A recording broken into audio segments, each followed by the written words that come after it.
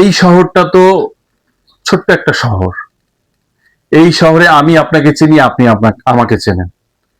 আপনার কর্মময় জীবনটাকে আমি জানি, আমার কর্মময় জীবনটাকে আপনি জানেন। এই শহরে যারা রাজনীতি করেছেন, যারা আমার বয়োজ্যেষ্ঠ, অবশ্যই আমি যদি সচেতন হই, যার যতটুকু প্রাপ্য মূল্যায়ন করা তাকে ততটুকু করতে হবে। 2012 সালে প্রথম সিটি কর্পোরেশন নির্বাচন হয়েছিল।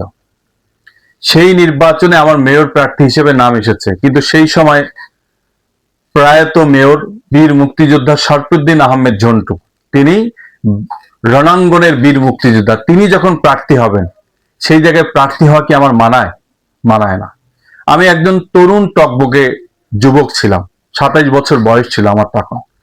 তখন অনেকে বলল যে সিটি কর্পোরেশন বাস্তবায়নে আপনার একটা যে অগ্রণী ভূমিকা, সেই ভূমিকার জন্য অনেকে আমাকে বললেন, রিকোয়েস্ট করলেন যে কাউন্সিলর নির্বাচন করবার জন্য। আমি তখন নির্বাচন করেছিলাম। আমি তৃতীয় অবস্থানে ছিলাম। 1.5 মাসের ব্যবধানে আমি ভোটটা করেছি। তাহলে একজন কাউন্সিলর হতে না পারলে সে কি আর জীবনে কোনোদিন কোনো নির্বাচনে অংশগ্রহণ করতে পারবে না? তারপরে তো আমি বাংলাদেশ দোকান মালিক সমিতিতে নির্বাচন করে সর্বোচ্চ ভোটে জয়লাভ করেছি।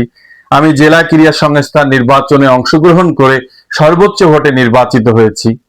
আমি অন্যান্য যে কয়টা নির্বাচনে অংশগ্রহণ করেছি, শুধু জয়লাভ করি নাই, সেই জায়গায় আমি সর্বোচ্চ ভোটে নির্বাচিত হয়েছি। এমনকি সমগ্র বাংলাদেশ জুড়ে একটা ট্রেডিং অ্যাসোসিয়েশন, সেই অ্যাসোসিয়েশনের শক্তিশালী একটা অ্যাসোসিয়েশনের যুগ্ম মহাসচিব নির্বাচিত হয়েছে। তা আব্রাহাম লিঙ্কন তো অনেকবার পরাজিত হওয়ার পরে আজকে ডলারের মধ্যে আব্রাহাম লিঙ্কনের ছবি থাকে, তো তিনি কি একেবারেই পিছায় গেলেন?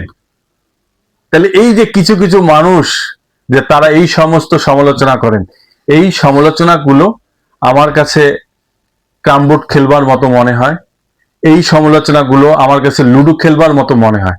আপনারা সমালোচনা যারা করবেন করতেই থাকুন, তবে আপনাদের কাছে বিনয়ের সহিত অনুরোধ, এই সমালোচনা করে যে সময়টা আপনি নষ্ট করছেন, এইটুকু সময়টা যদি আপনি আপনার কেরিয়ার গড়বার পিছনে যদি সময়টা দেন, আই হোপ যে আপনি সর্বোচ্চ সফলতা অর্জন করতে পারবেন। পরিশেষে যারা সমালোচনা করছেন, যারা আমার উৎসাহ উদ্দীপনা দিচ্ছেন, সকলের সুস্বাস্থ্য, মঙ্গল এবং সর্বোচ্চ সফলতা মহান আল্লাহ পাকের দরবারে করছি। সবাই ভালো থাকুন, সুস্থ থাকুন।